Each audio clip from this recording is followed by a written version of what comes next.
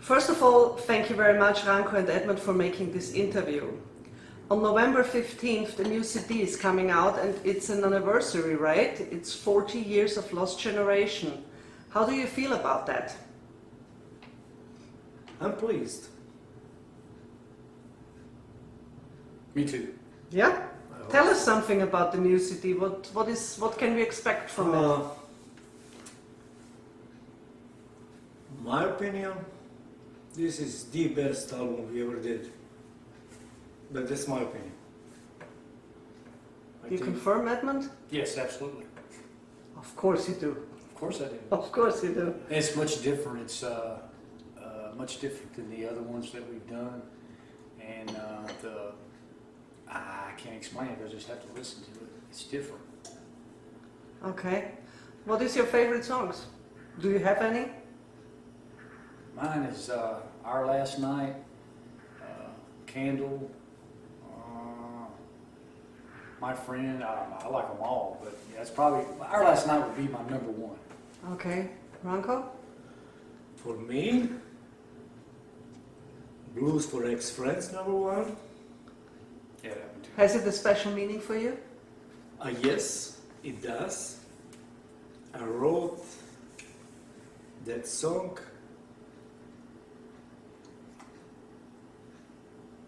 1981. Yeah. And I was pretty buzzed. And we recorded that January 1982. Next day was on the radio, it was already hit, like overnight. Some songs go like this, some go, it's hard art.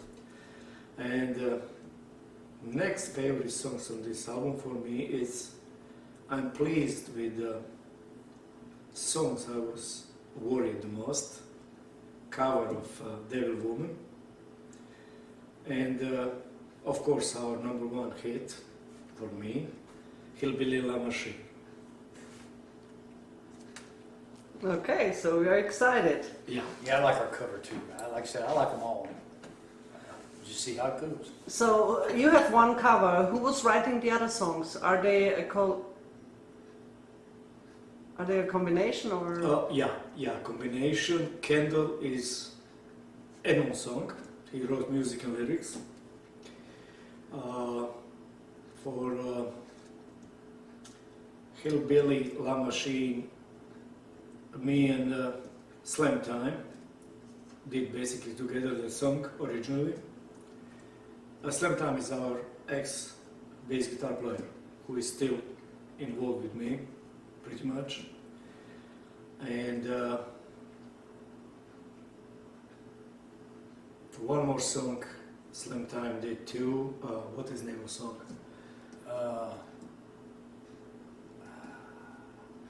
What he wrote? It's Not My Friend. It's No, that's my song.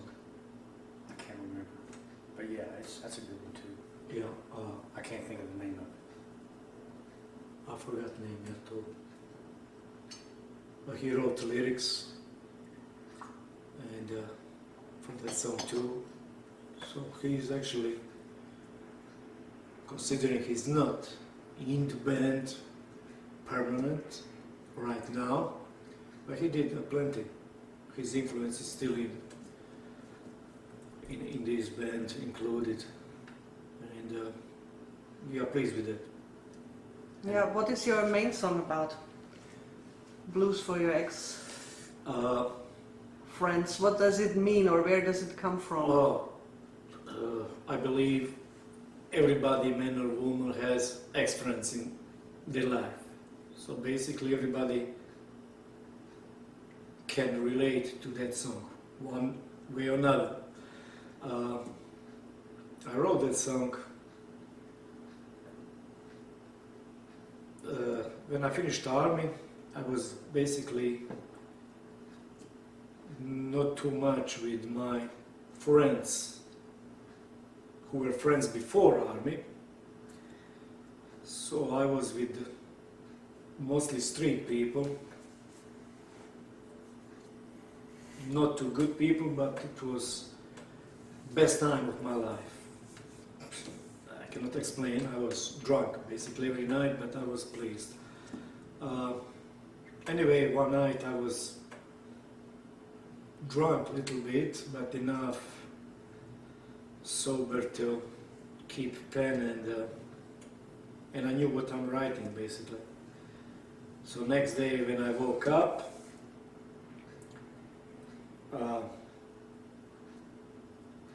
it was one little girl in the neighborhood who played piano. I ran in her house, asked her mother if I can do something with her daughter. Mother said, okay, of course. And we did that song. I was still fucked up to keep any instrument or to try anything. And the very first time when we played that song was joke for every musicians there. They laugh. It was not easy that day, but that day I promised to myself, one day in the future I'll record album Blues for Mike's Friend, and that's what I did. That song is a simple song, but it's the most important song I ever wrote in my life. If you understand it. Where did you produce the album? With What is the name of studio? Curtis. Audiotropia in Laverne, Tennessee by Curtis Erdick. He's owner, operator, producer, engineer. He does it all. That's where we did the recording and producing and mastering and everything. Yep. Curtis is the man. He is an accomplished musician, complete musician. He play how many instruments? He play everything. He plays bass, he play rhythm, he play drums, he play lead, keyboard. He even did backup vocals to me to help out with choruses. He does everything. He did everything. He's excellent. Yeah, he's amazing. He can do it all. Yeah. And he owns his own studio. Yeah. How long did you need to, from the beginning to the end? How long did it need for you to? 4 or 5 months, something like that. Yeah, about 4 or 5 months, because the virus kind of set things back a little bit, and but we were still doing what we could by staying separated, kind of like we are right now. So as long as this stuff's going on, we do what we can to kind of stay away from it. It took longer, but we knew it would Yeah. take longer. But in the beginning, if we didn't have the virus and there's a few little things there, work schedules and stuff, we probably would have had it done because the songs were already written. So we probably would have had them done in a couple of months, with everything. So you're very pleased about your new album. Yeah, we are pleased. Absolutely. Now we talked about the new album, which will be released on November 15th. We would like to make also a Q&A, because since our last interview, we received a lot of questions through social media about Lost Generation. We've picked out a few from different parts of the world to ask you and Edmond. I will start with you, Ranko, because the first questions are quite fitting for this anniversary. From Julia in Lynchburg, Virginia, we got the message, how many albums did you make so far, and when and where did you release your very first album? Sure. First album was done a long time ago. Real album was done 1980, complete album, in my former country, former Yugoslavia. Actually in Belgrade, Serbia, was recorded and with musicians there. But that was a long time ago. Here in the US, first album was with Jazz Beat Records, 2004. Then later came No Mercy, then The Only Way, 2015. And then we did plenty singles and working on videos. And you had a couple with FYF Records. Yeah, that Tears and Bitch with them. And a live album, I think. Yeah, and this one is the special one for many reasons. It is 40 years, it's not easy. Musicians are fucked up, pain in the ass, but that's why it's important, this one. And I'm glad it's really done well. And it's you on the cover. Yeah. Who knew that you will cover one day? Yeah.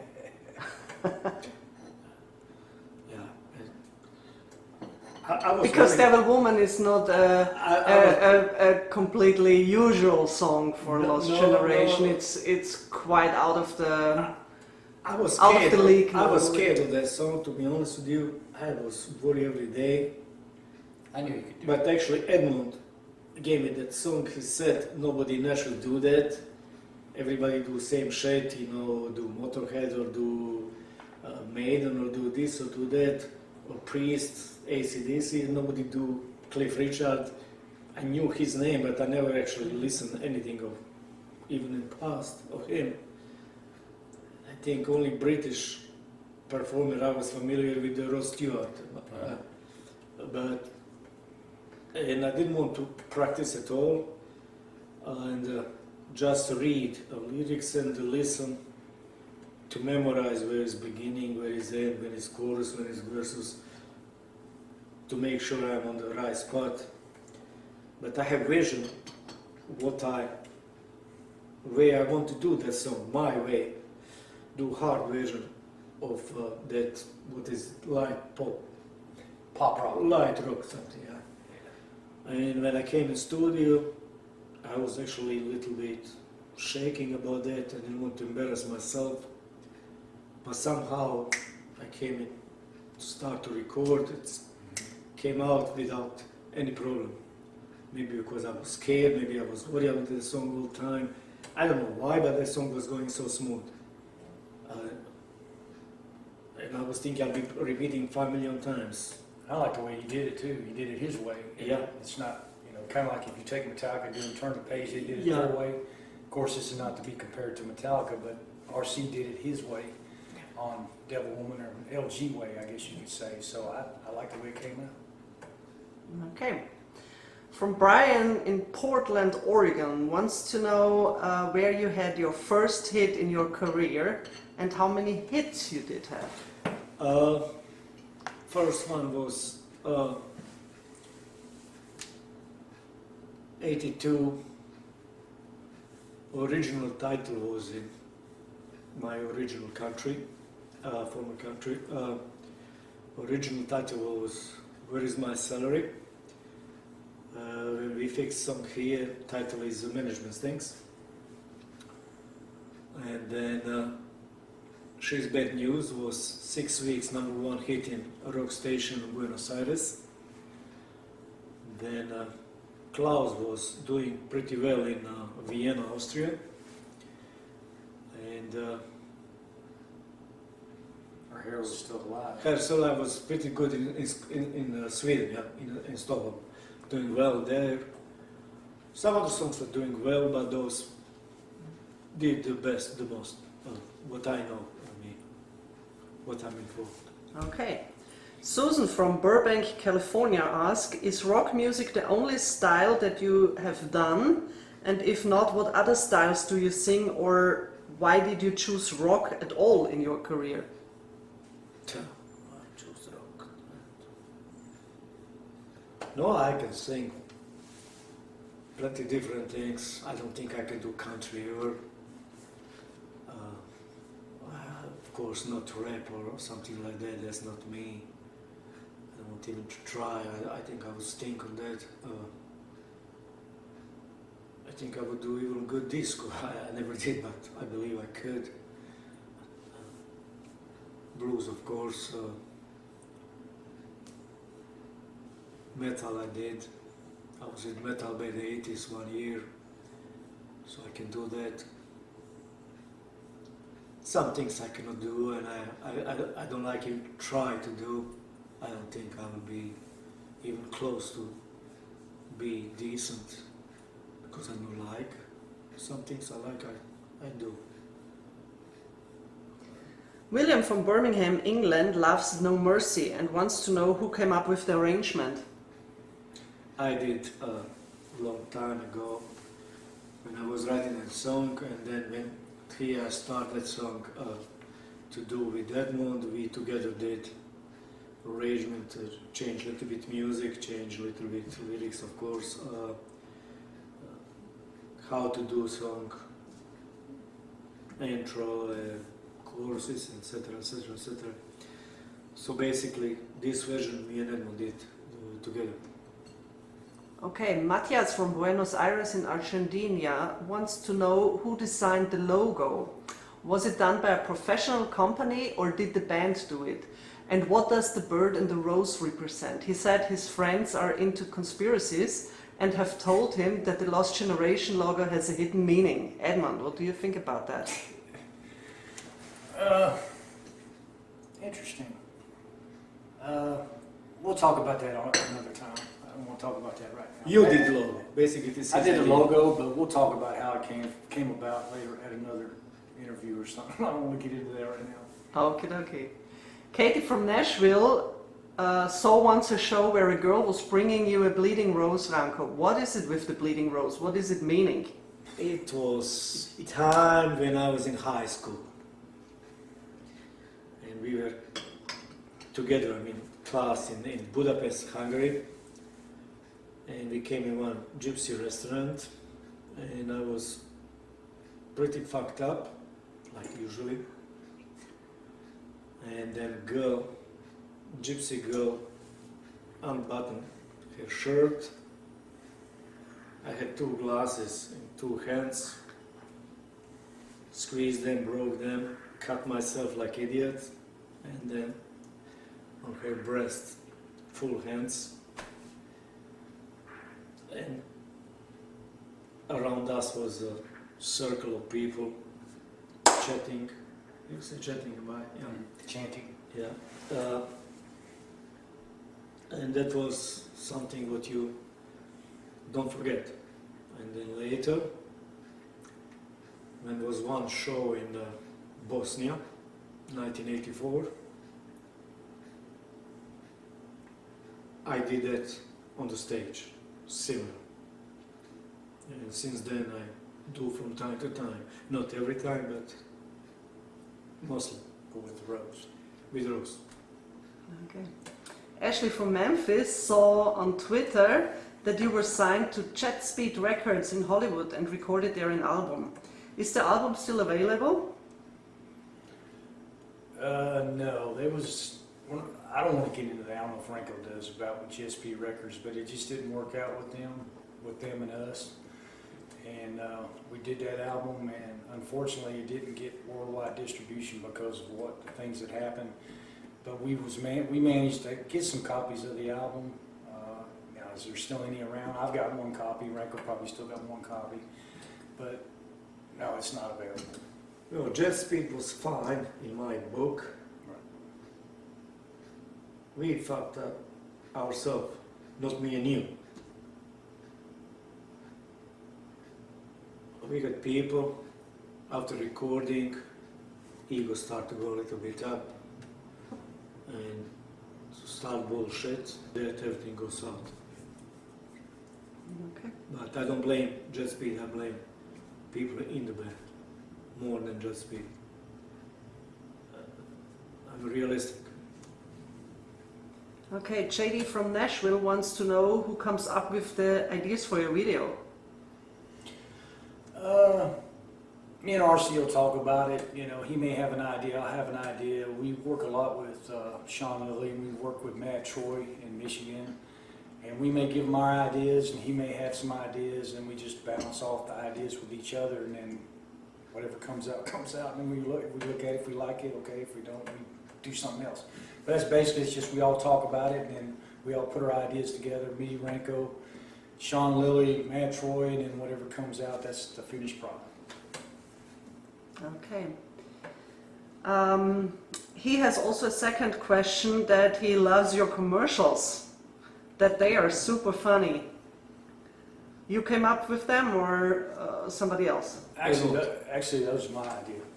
Yep. I just did them on my own. He's you know. smart hillbilly. Work late at night, you get creative, you know. And some things pop in my head and I'll write it down, and the next day I go, start figuring out how to do a video. And it's something that'll gain people's interest, because people lose interest real quick these days. So we do the commercials to try to grab their attention. Hopefully they'll check out more songs and more videos. Very cool. Elke from Regensburg in Germany wants to know if Lost Generation has band members from Molly Hatchet and Cinderella playing with them in the past. She heard there was. Yeah, it was a long time ago. Bass guitar player from Molly Hatchet. What was his name? Ronnie. He was like second or third generation Molly Hatchet. Yeah, and drummer played with Cinderella, Tommy. Yeah, not directly Cinderella, but another band by Cinderella members. Naked Beggars, or I think. Yeah. Tommy was cool. Yeah. Rest in peace. Yeah. John from Toronto, Canada, watched your last interview in which Ranko said that Lost Generation had an opportunity to open for Motorhead and Wasp in Argentina. He wants to know if you guys booked that yourself or if you were invited to play by either Blackie Lawless or Lemmy, because Lemmy was known to let unknown and unsigned bands to open for him. I think Wasp wanted us to open. May have, I don't know. You got the details back then. I just Yeah. was told we had the show. I think Wasp mentioned us to organize concert in Buenos Aires. I think Wasp was behind it, not Motorhead. Maybe I'm mistaken, but I think Wasp. We didn't have any connection with anybody. I mean, We were just told, get your passports ready Yeah. and go. and going a couple months of flying, but unfortunately we didn't fly because nobody had passport but me. Alison from Roanoke, Virginia would like to know what was your best concert and why. She also wants to know what was your worst concert and why. Maybe first Ranko and then Edmond. Maybe you have two different opinions. What concern? Concert.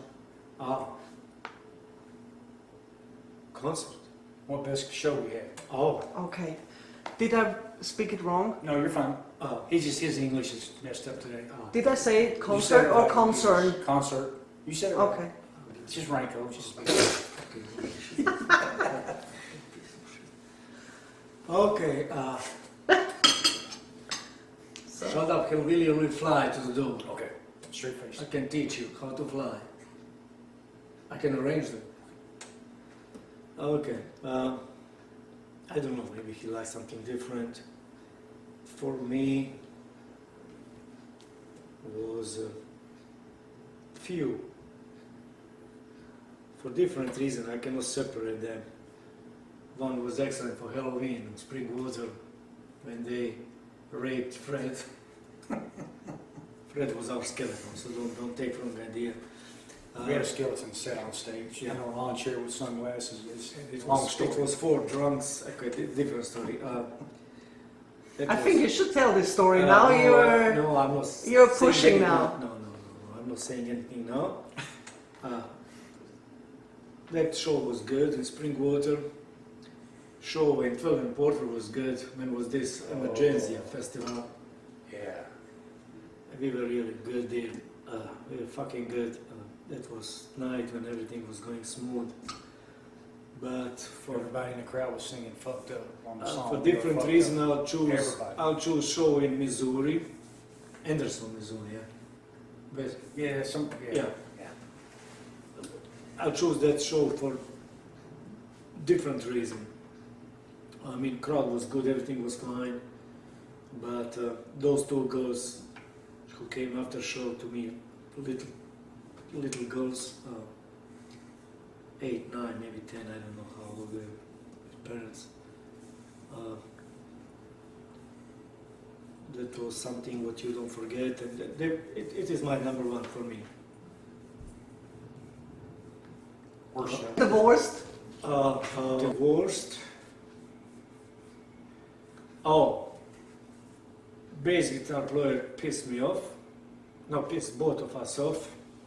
We had show, and me and Edmond were both angry same night. Bam bam.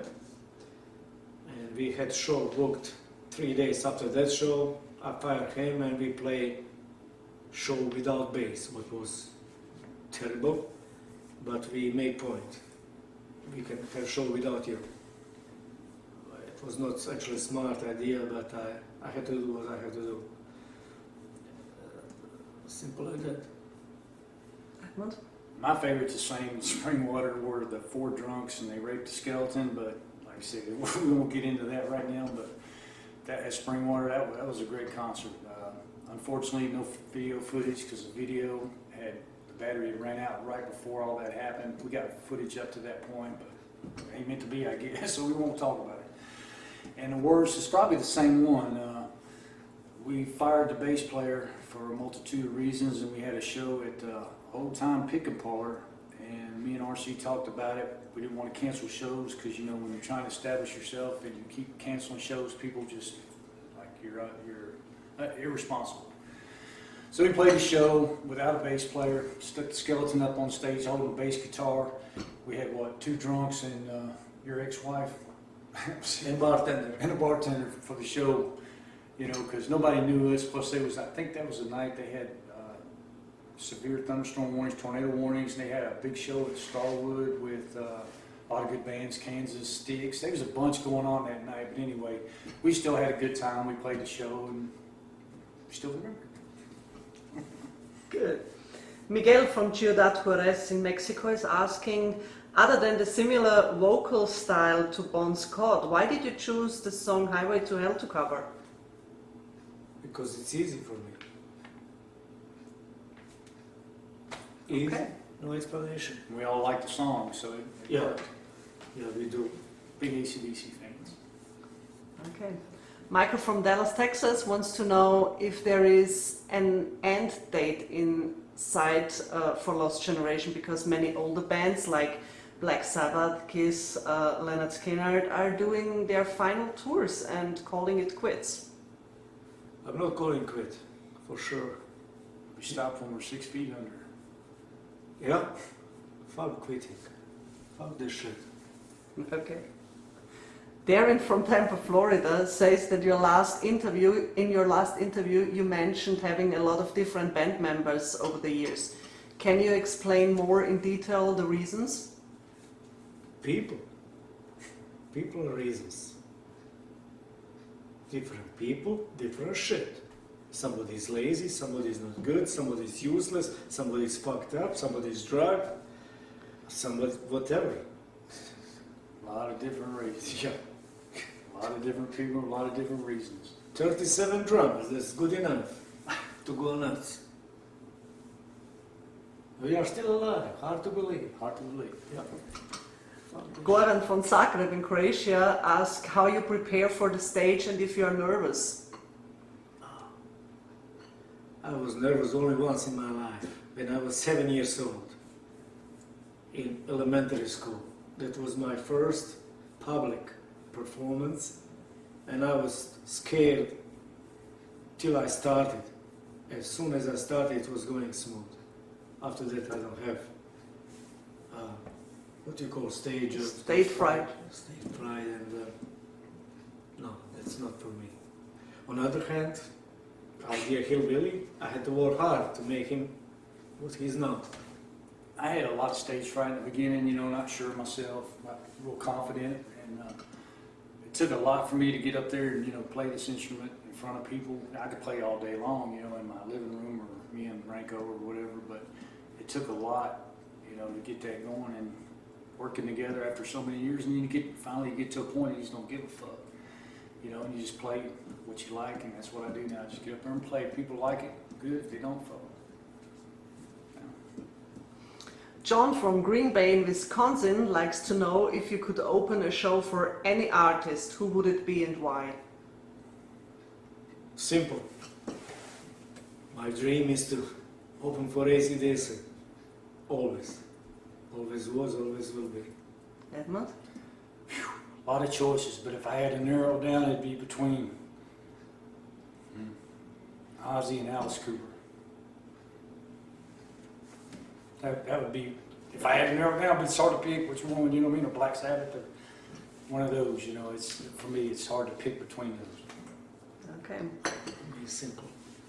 Maria from Vienna in Austria wrote us that she was surprised to see on your homepage lostgenerationmetal.com that the page has visitors from 216 different countries with over 2.8 million views. How does that make you feel? Makes me feel good, you know. I mean, whether people like us or don't like us, they're checking us out. You know, and it says a lot in itself, because like RC said a long time ago, if they don't check you out, obviously they don't give a shit. There's nothing there. So people check us out, whether they like us or they don't like us, they're checking us out. So I feel good about it. Yeah, he's right. Sheila from New York asked if you have a message to your fans. Message. Buy our new album.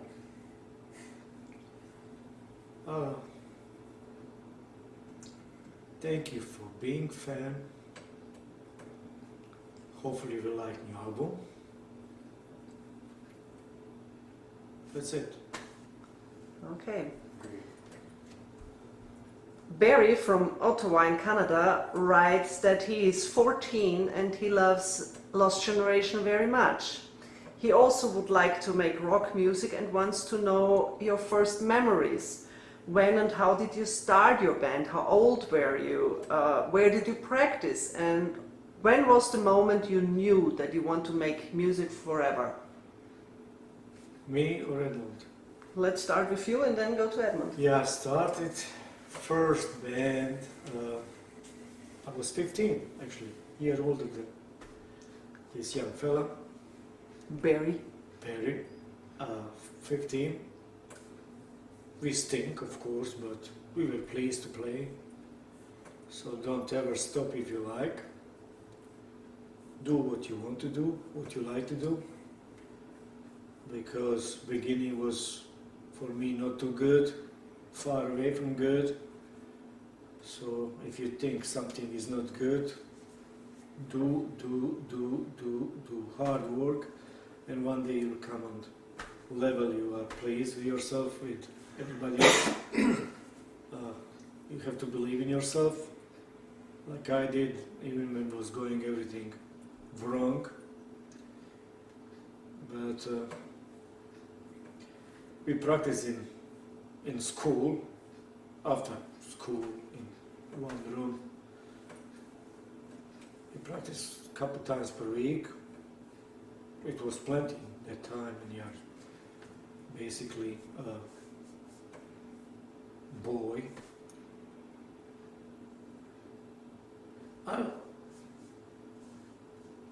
I was happy with, even if I was not too good, I was pleased to do that. So I hope you'll be pleased too, Barry, to do that. I wish you to start. Probably when I was 16, I wanted to take guitar lessons, and I was really rock music, you know, just hard rock music, just I loved, still do. And taught my dad and let me take guitar lessons. I took like 3 lessons, thinking I could play like Jimi Hendrix or Uli John Roth, you know, not knowing the mechanics of it. And after 3 lessons, I gave it up, you know, which I wish I hadn't. Joined the Army, years later got out of the Army. It's like, man, this has been my dream. I want to do this. So I picked up a guitar again, started playing, ran into Ranko, a place we used to work. He was jamming either Dio or Judas Priest on a little boom box, and Priest. went over. He says Priest, I say Dio, but either way. It was Priest. Went over and started talking to him, and next thing he said, you know, he asked me, do you play an instrument or anything? I said, no, I'm kind of messing around, learning how to play guitar a little bit, you know, playing. He's like, well, if you ain't doing nothing this Sunday, won't you come by my house and give you the address, and we'll just work on some stuff. He says, I sing, you know, I sang for years, I'm on the band. We'll just see what happens. I said, okay. And then the rest, you know. The rest is history. Yeah, that was 1997. So We did not miss one single practice in 1 year.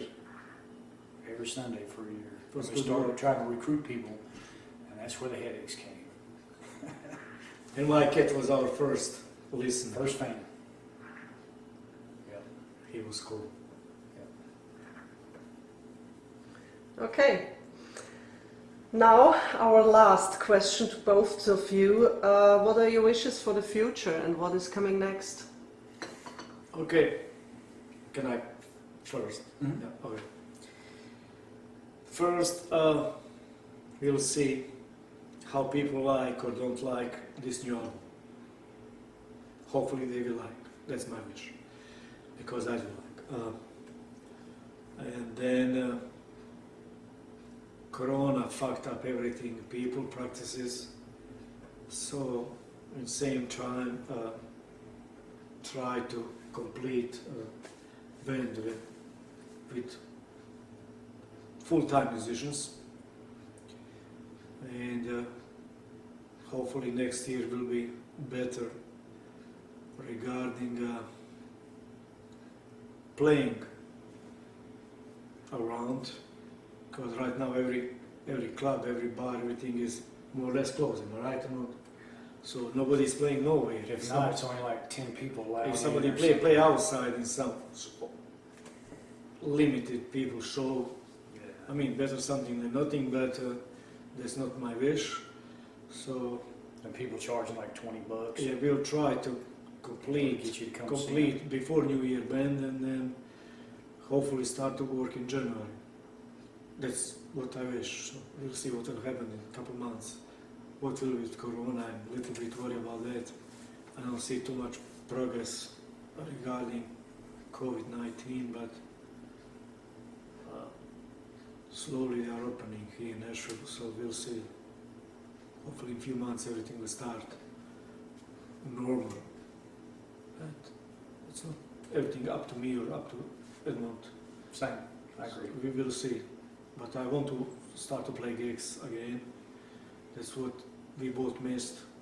Being in studio is fine, it's cool, everything is good, and me and him can work on song, everything is good, but band practice and be on the stage, that's different level of pleasure.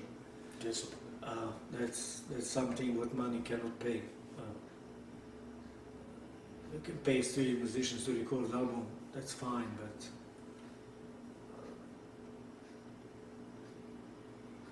for me, finish my career one day, I don't know when, it's a long time till that.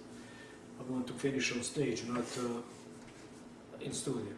That's I don't want to finish career with studio album. I want to finish with a live concert. Then I can say I'm done with a smile on my face. Otherwise, I mean, if situation is not good, if nobody can play, and then at least I have excuse, nobody can play. But I had to accept reality, but I hope we'll be fine next year to continue to play. I don't care when, I don't care how many songs I play, just to be on stage and play in front of people.